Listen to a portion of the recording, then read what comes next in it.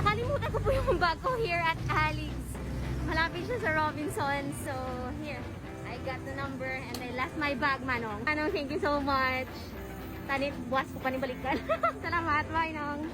Alright, so if you need some party stuff, you could go here at Alice. That's in City proper. Pakato na siya sa may Mary Mart and San Delgado. This is going to Robinson. Alright. Parang gusto ko magpabudol. This is so nice, oh.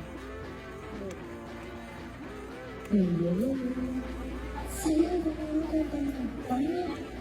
it here at New A. Yay! Worth it na nalipatan ka contact.